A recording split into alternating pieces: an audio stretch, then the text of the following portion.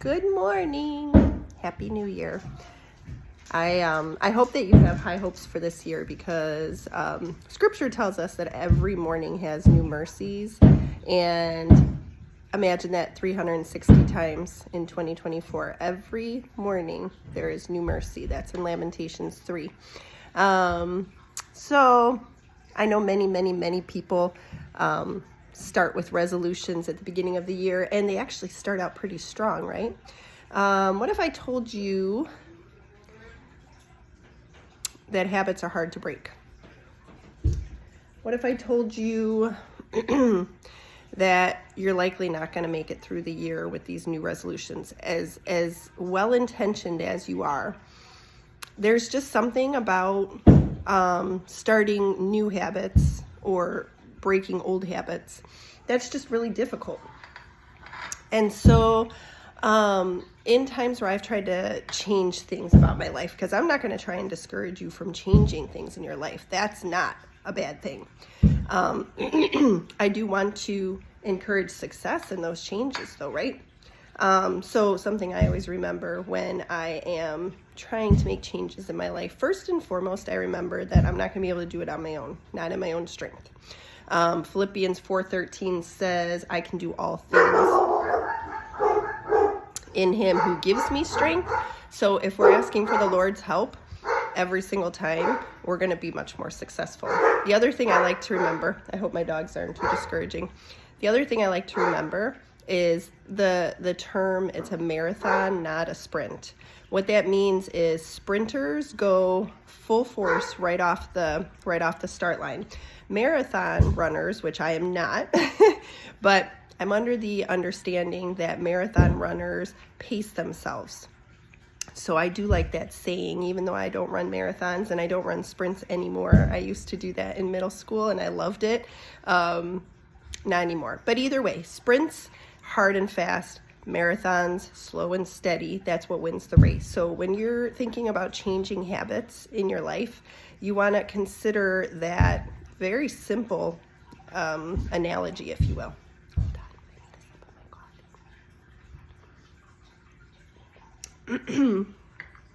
So the other thing is, last week I mentioned that I had my word for 2024, and I wrote in my journal yesterday, which is really funny because I did do one little summary review of my year. Looks like it was probably in August or September, but I don't keep up with my journal.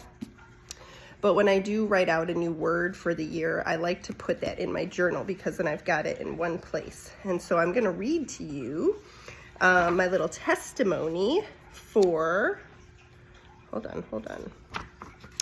I want to read you my little testimony for how I chose my word.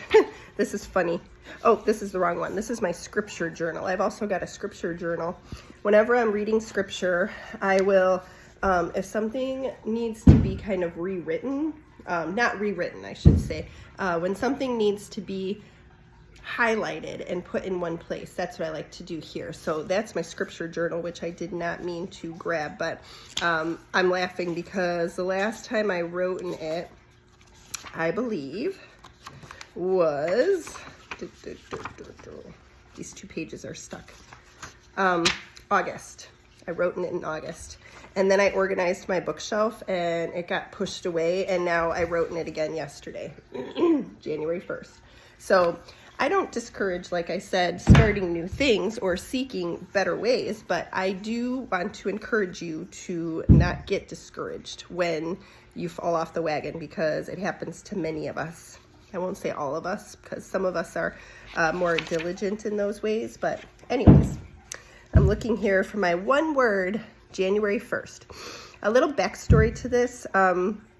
My daughter was baptized. She chose to be baptized. She's 20 in December 17th. And so she's at a church that the rest of us are not at. We've got a family church that we attend. We've been a part of for a very long time. And my daughter has found a church in a different location, and with that she made the choice to get baptized, and we were all there for her because we were very, very excited.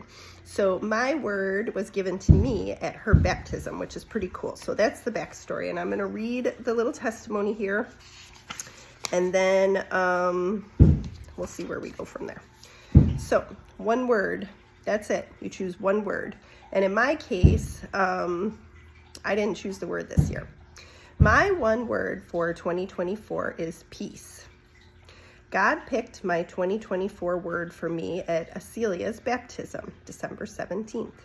The Advent candles are lit for love, joy, peace, and hope. That is what Jesus is. As a Christian, we are called to imitate Christ in all of our doings. With a subtle heart nudge, I leaned over and whispered to Acelia as the candle was lit during the church service. Whatever the candle is, that's my word for 2024. I admittedly was a little disappointed. You see, the word was a little lackluster and one I felt I had under control since anxiety has left my life. In truth, though, later in the day, God pressed more that this was my word when I noticed my wall calendar. The December page had a Bible verse from Colossians 3, a book that keeps popping up all over. The Bible verse had the word peace in it. Here's the Bible verse. Above all, clothe yourselves in love, which binds us all together in perfect harmony. And let the peace that comes from Christ rule in your hearts. For as members of one body, you are called to live in peace and always be thankful. That's Colossians 3:14 through 15. God has been teaching me about his perfect love and how to love and be loved. Now it seems so fitting that he should teach me the next branch of love, which is peace, and how to seek peace with others. As with past years, I have no idea how the word God chose will shape my year, but God has instilled hope and is faithful about preparing my heart for what's to come. And when he says peace, even as we start an election year, I know he might stretch me, and there might be wrestling. Hi, buddy. Look what Dad did. Okay. I did the back part. He did the front, kind of. I'm going to go back a little bit just to make sure that sentence gets read in full. God has instilled hope and is faithful about preparing my heart for what's to come. And when he says peace, even as we start an election year, I know he might stretch me, and there might be wrestling, but he always carries me through. So I rest in trust and the assurance that I can have peace that passes understanding. So peace is so much bigger than what I originally thought. And I know at the start of a new year, we don't know what's to come. We don't. And I was called years ago to trust God, and I'm going to do that. And that's just it. Sometimes these words, they're introduced to us at the beginning of the year, and then we have no idea what's going to happen as the year goes on. So if you feel so compelled, I would say pick a word, and you could pick it, or if maybe one comes to you, you can trust that it's coming from God, and maybe he's going to grow you and shape you and mold you in different ways that you would expect, because that's what he does. And we can trust him because he does things for our best interest. He doesn't do things to hurt us or harm us. He does things to teach us and just to help us become more like him. Because if we had so many more people in the world that were like Christ, nobody can be exactly like him because he was perfect. He is perfect. But we can allow ourselves to be shaped more like him. And that helps everybody around us. Because if we're loving better and bringing peace to situations, I think it's probably in Proverbs, but a gentle answer turns away wrath. We have so much power in the words that we choose and the way we choose to treat others. And are we going to do it well? Possibly. Are we going to do it perfectly? Definitely not. But asking God for help is what helps us do the things that we can't do normally. So it's just it's a learning process. And you're not going to do it perfectly, so don't try, but you can definitely do it better than you are. One of these days I'll have a clear throat through one of these messages here. I also want to note, my son came down and he interrupted, and I teach him diligently on interruptions and other things that can make kids seem rude. And we are going through a time of rudeness right now, so there is a lot more teaching going on than it would be.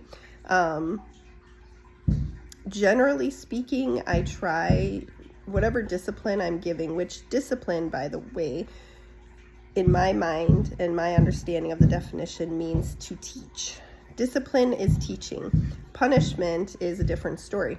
And punishment is necessary sometimes, consequences, but also discipline is needed in every circumstance, and that's teaching. So that moment, I hope, showed that there wasn't an encouragement to interrupt, but also understand that there's discipline and teaching that goes on. So now, once I'm done with this video, I'll go up and have another discussion with him about interruptions. And we have this great little book. There are some books that are sold individually. They're called God, I Need to Talk to You About. And then we have the nice full library edition of that book. I believe there are like 23 virtues. I don't know if that's the right word, but basically, God, I Need to Talk to You About. The ones that we read last night were bad manners and being a sore loser. So this little book is fantastic, because I've learned when you're raising kids and they have all different personalities. Some of them have stronger wills than others. Some of them learn much slower than others. And out of my three, I would say my youngest is brilliant, but also he's been the one who has needed a lot of discipline, a lot of discipline. And, you know, that stretches me, my patience. And I don't want to be the type of mom that is going to snap at him and do all these things. But also, sometimes I don't, but others do. And then I feel like I've got to have damage control, because my goal in parenting is to parent the heart. And again, don't do it perfectly, but that is always the mindset that I have. I don't want to crush anybody's spirit, but also sometimes it's like, how have you not learned this already? Because I've been teaching you literally your entire life. So I'm thinking of that one Christmas song, Mom and Dad can hardly wait for school to start again.